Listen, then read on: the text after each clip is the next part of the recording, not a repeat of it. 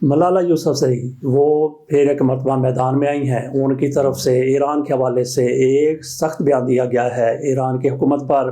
انہوں نے کہا کہ یہ حکومت کس طرح سے خواتین کے حقوق پامال کر رہی ہے. اس پر ہم نے کل کھل کر بات کی تھی، تفصیلی بات کی تھی. آج اس سے تھوڑا آگے بات کرتے ہیں. یہ وہی ملالہ یوسفزئی صاحبہ ہیں جن کی طرف سے ایسے بیانات دیے جاتے ہیں، اور ایران کے حوالے سے انہوں نے بغیر کسی تحقیق کے یہ بیان جاری کر دیا. حالانکہ آج کل وہاں پہ خواتین کے ساتھ اس طرح سے امتیازی سلوک نہیں کیا جاتا جس طرح سے 2-4 سال پہلے کیا جاتا تھا. ملالہ صاحبہ کی سن لیجیے، جس طرح سے وہ چاہتی ہیں کہ خواتین کو آزادی ہونی چاہیے، تو کس طرح کی آزادی ہونی چاہیے؟ کیا خواتین کو ڈاکٹر بننے کی آزادی نہیں ہے، کہ ان کو ٹیچر بننے کی آزادی نہیں ہے، ان کو گھر سے باہر جانے کی آزادی نہیں ہے؟ بلکہ پاکستان میں، ایران میں اور دیگر ممالک میں بھی، سعودی عرب تک میں بھی خواتین کو ڈرائیونگ کی اجازت دے دی گئی ہے. تو یہ کس طرح کی آزادی چاہتی ہیں؟ اسی طرح کی آزادی چاہتی ہیں جیسا ان کا بیان آیا تھا. ان کی طرف سے کہا گیا تھا کہ لڑکی اور لڑکے کو، مرد اور خاتون کو شادی کرنے کی، نکاح کرنے کی ضرورت نہیں ہے، ایسے ہی وہ زندگی گزار سکتے ہیں. تو کیا یہ بی ایسی ہی آزادی ایران کی عورتوں کے لیے چاہتی ہیں اور پاکستان کی عورتوں کے لیے بھی ایسی ہی یہ آزادی چاہتی ہیں؟ تو اس سے اندازہ کیا جا سکتا ہے کہ یہ معاشرے کو کس طرف لے جانا چاہتی ہیں. میسا امینی کو 2022 میں قتل کر دیا گیا تھا. وہ سکارف نہیں لیتی تھی. اس کے بعد سے جس طرح سے وہاں پہ مظاہرے ہوئے، وہاں پہ خواتین کو آزادیاں دے دی گئیں. کوئی فرق نہیں ہے جس طرح سے عام دوسرے ممالک میں، بلکہ مغربی اور جدید ممالک میں خواتین لباس کے حوالے سے آزاد ہیں، کاروبار کے حوالے سے آزاد ہیں، ملازمتوں کے حوالے سے آزاد ہیں. اسی طرح سے ایران میں بھی آج کل ایسا ہی ہے. لیکن ملالہ صاحبہ کی طرف سے ایسے ہی سوتی اٹھی ہے، انگڑائی لی ہے اور ایسا بیان جاری کر دیا گیا. حالانکہ ایسی صورتحال اگر ہے تو افغانستان میں ضرور ہے. ایک طرف یہ خاتون ایران میں ایسی صورتحال پر بغیر کسی ثبوت کے بیان داغ رہی ہیں. اس حوالے سے ہم نے بات کی تھی کہ یہ کیا ان کی بے خبری تھی، لا علمی تھی، یا پھر یہ کسی کی پراکسی کے طور پر ان کی طرف سے یہ بیان دیا گیا تھا. لیکن پاکستان کے حوالے سے وہ مکمل طور پر خاموش ہیں. گزشتہ رات بھی عمران خان کی بہنوں کو عمران خان کے ساتھ ملاقات نہیں کرنے دی گئی تھی، بلکہ رات گئے ان پر لاٹھی چارج کیا گیا اور ان کا دھرنا اٹھا دیا گیا. اس حوالے سے جو کچھ اڈیالہ جیل کے باہر ہوتا ہے، اڈیالہ جیل کے اندر ہوتا ہے، تحریک انصاف کے لوگوں کے ساتھ ہوتا ہے، خواتین کے ساتھ ہوتا ہے، عمران خان کی بہنوں کے ساتھ ہو رہا اور عمران خان کی اہلیہ بشرا کے ساتھ ہو رہا ہے، اس پر ملالہ صاحبہ بالکل ہی خاموش ہیں. اس کے علاوہ بھی پاکستان میں خواتین کے ساتھ جو کچھ کبھی کبھی ہو جاتا ہے، اس پر بھی ان کی طرف سے آواز نہیں اٹھتی. ایک طرف تو ملالہ یوسفزئی صاحبہ کا یہ کردار ہے، یہ رویہ، اور دوسری طرف ایک مرتبہ پھر عمران خان پر گل علی صاحبہ کو چھوڑ دیا گیا ہے. اگر کوئی مرد ہوتا اس کی طرف سے ایسا کچھ کیا جاتا تو یقینی طور پر ہم چھوڑ دیا گیا نہیں کہتے، بلکہ ہم کہتے کہ عمران خان پر اس کو کھول دیا گیا ہے. تو گل علی صاحبہ جس طرح سے عمران خان کی کردار کشی کرتی رہی، وہ کہتی رہی کہ عمران خان مجھے کیسے پیغامات بھیجا کرتے تھے، اور اس کے ساتھ ساتھ یہ MNA بھی رہی ہیں اور انہوں نے سیٹ بھی نہیں چھوڑی تھی. عمران خان کے حوالے سے اس دور میں بھی ایسی باتیں کرتی رہی، اور آج پھر ان کو لانچ کر دیا گیا. آج پھر ان کی طرف سے عمران خان تحریک انصاف پر جو کسر رہ گئی تھی کہیں پہ، وہ پوری کرنے کے لیے ان کو چھوڑ دیا گیا. ان کا بیان فیس بک پر سامنے آیا ہے جس میں ان کی طرف سے جو کچھ کہا گیا ذرا ملاحظہ کیجئے. چند منٹ کی یہ آڈیو آپ کے سامنے رکھ دیتے ہیں کہ گل علی صاحبہ کیا عمران خان کے حوالے سے، خٹک کے حوالے سے اور تحریک انصاف کے حوالے سے بات کر رہی ہیں، اور کس طرح سے کہہ رہی ہیں کہ میرے خلاف فیض حمید کو بھی کھڑا کیا گیا تھا اور وہ بھی کامیاب نہیں ہو سکا تھا. اور اس کے ساتھ ساتھ ان کی طرف سے آیات کا بھی حوالہ دیا جا رہا ہے. ایسی خاتون جو عمران خان کی کردار کشی کرتی. عمران خان یہ نہیں کہ بڑے پاکیزہ ہیں، بڑے پارسا ہیں، لیکن جس طرح سے انہوں نے جھوٹے الزامات لگائے ان کو ثابت نہیں کر سکی، تو یہ اس طرح کی باتیں کرتی ہیں. آپ کے سامنے رکھ دیتے ہیں مکمل تصویر کہ ان کی طرف سے آج کس طرح سے ان کو لانچ کیا گیا اور وہ ایسی باتیں کر رہی ہیں. لیڈر چھپ گیا. فیض نے معاملہ سنبھالنے کی ہر ممکن کوشش کی. پوری قیادت کو یا تو ٹی وی پر بٹھا دیا گیا،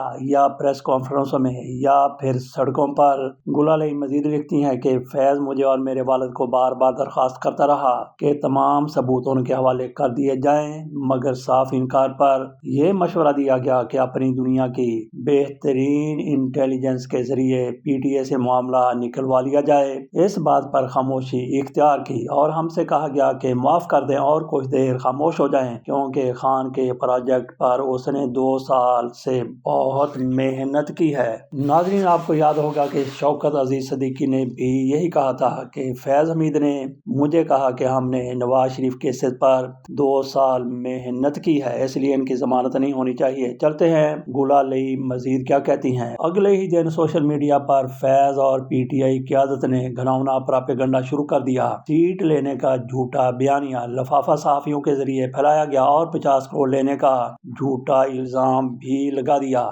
مگر عدالتی کارروائی سے بچتے رہے۔ اس 50 کروڑ کے جھوٹے الزام میں اللہ نے میری بڑی حفاظت قائم رکھی۔ وہ الزام میرے اللہ کا ایک معجزہ تھا، وہ خود ختم ہو گئے جبکہ عائشہ گلالئی کا کوئی کچھ نہ بگاڑ سکا۔ عائشہ گلالئی نے یہاں پہ قرآن مجید کی ایک آیت کا حوالہ دیا ہے۔ وہ کہتی ہیں کہ قرآن مجید میں اللہ تعالیٰ کے بہترین تدبیر کرنے والے ہونے کا ذکر اس آیت میں آتا ہے، واللہ خیر الماکرین، ترجمہ، اور انہوں نے چال چلی اور اللہ نے بھی تدبیر فرمائی اور اللہ سب سے بہتر تدبیر کرنے والا ہے۔ الحمدللہ۔ یہ عائشہ گلالئی کہتی ہیں، مزید لکھتی ہیں کہ پوری قیادت جو اقدار سے خالی اور جھوٹ پر مبنی تھی، ہر وقت تخریب کار سوچوں میں بیٹھ کر میٹنگز کرتی رہتی۔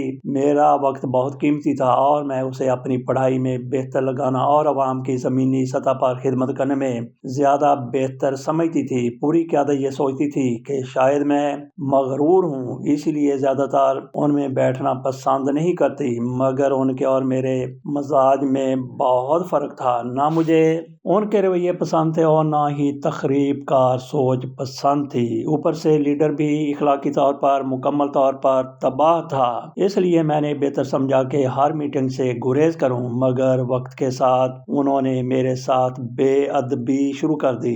پھر ملاحظہ کیجئے کہ انہوں نے میرے ساتھ بے ادبی شروع کر دی۔ یہ ٹیچر تھیں، پیر تھیں یا کیا تھیں، مذہبی اسکالر تھیں، رہنما تھیں، حتیٰ کہ میرے ساتھ خیبر پختونخوا کے غریب لوگوں کے سامنے بھی، جنہیں میں نے خود ان کے پاس مدد کے لیے بھیجا۔ وزیر اعلیٰ پرویز خٹک بھی کسی غریب خیبر پختونخوا کے شخص کی بات نہیں سنتے اور یقینی طور پر میرے خلاف پہلے ہی سے سخت مخالفت رکھتے تھے، خاص طور پر جب میں نے سیٹوں کے لیے ان اور ان کے خاندان کی خواتین کے خلاف آواز اٹھائی تھی۔ یہ سب ڈاکو اور گندے لوگوں کا ٹولہ تھا۔ تب میں نے فیصلہ کیا کہ ان کی حقیقت پاکستانی عوام کے سامنے بیان کروں۔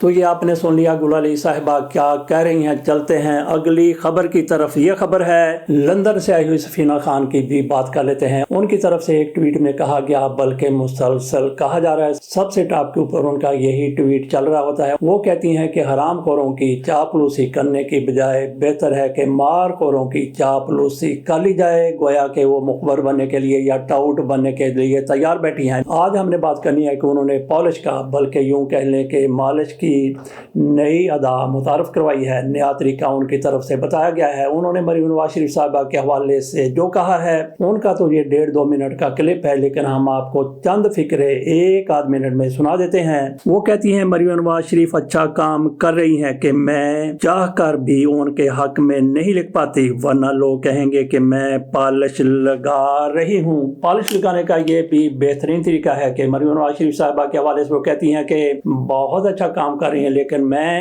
اس لیے بات نہیں کر رہی، میں اس لیے نہیں لکھ رہی، میں اس لیے نہیں کہہ رہی کہ لوگ کہیں گے کہ یہ چاپلوسی کر رہی ہیں۔ حالانکہ ان کی طرف سے کہا گیا کہ حرام خوروں کی چاپلوسی سے بہتر ہے کہ مار خوروں کی چاپلوسی کر لی جائے۔ تو عامر متین صاحب کی طرف سے اس پر کیا کہا گیا ہے، ان کے بارے میں کہا، یا پھر انہوں نے رابعہ حسن کو انٹرویو دیا تھا، ان کے بارے میں کہا، کتنے وہ دکھی ہو گئے کہتے ہوئے۔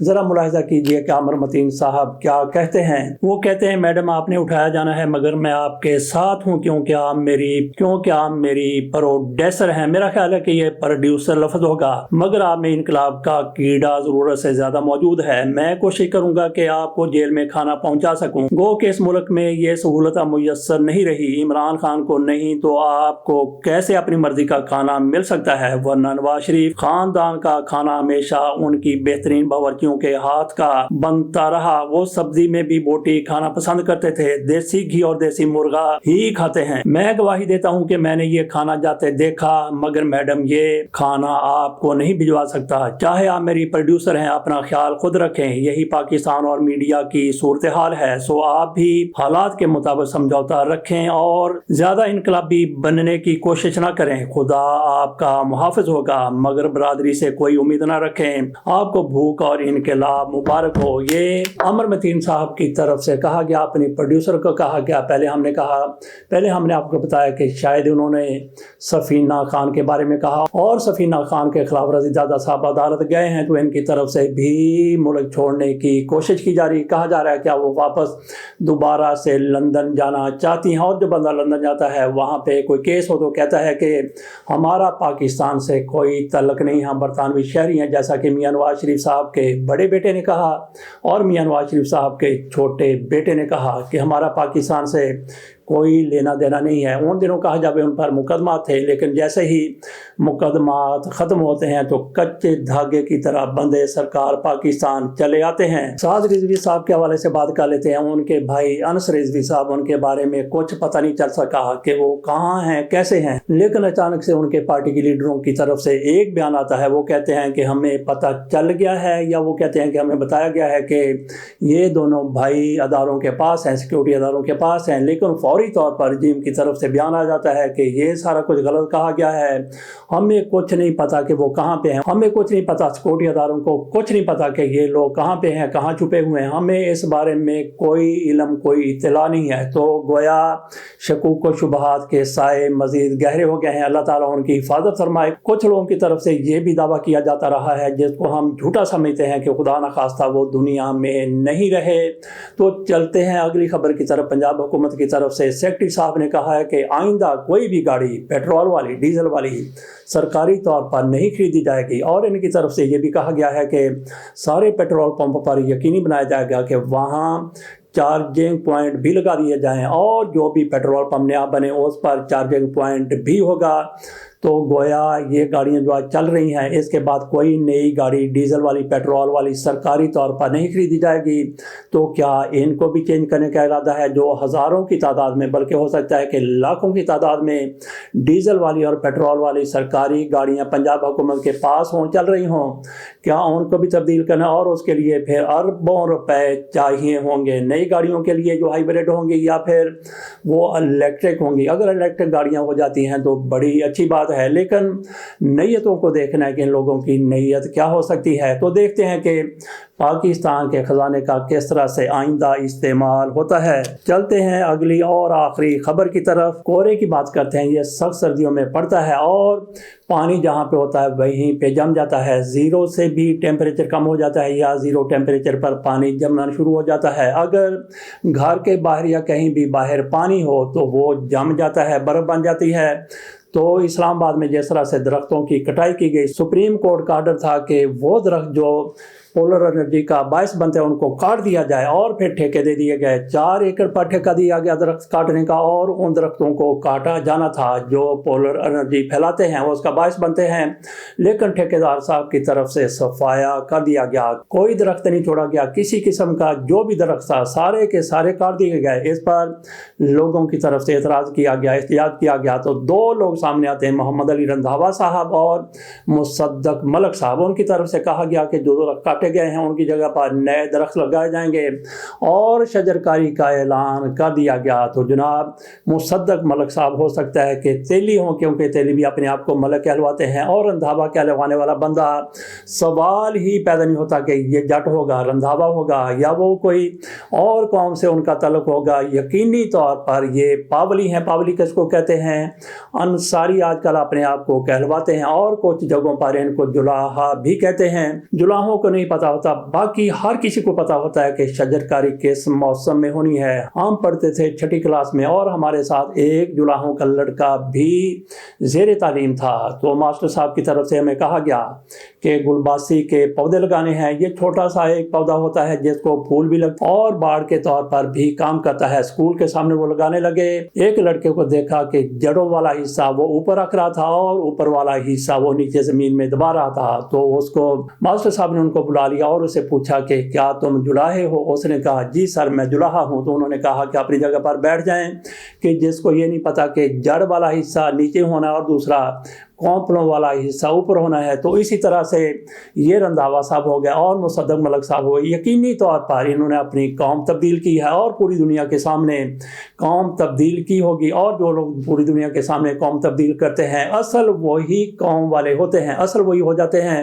جیسا کہ ہم نے ایک ویلاگ میں آپ کو بتایا تھا، اس میں نہیں جاتے۔ اگر یہ واقعی کوئی زمیندارانہ پس منظر رکھتے ہوتے تو سوال ہی پیدا نہیں ہوتا تھا کہ یہ کورے کے دنوں میں جب درخت پودے مرجھا جاتے ہیں، سڑ جاتے ہیں، سوکھ جاتے ہیں، اس دور میں یہ شجرکاری کا اعلان کر دیتے۔ اجازت دیجئے اور ان کو سلام کیجئے کہ جو کورے کے دنوں میں جیسے ہی آپ پودا لگاتے ہیں وہ سڑ جاتا ہے، مرجھا جاتا ہے، ختم ہو جاتا ہے، یہ شجرکاری کروا رہے ہیں۔ اللہ حافظ۔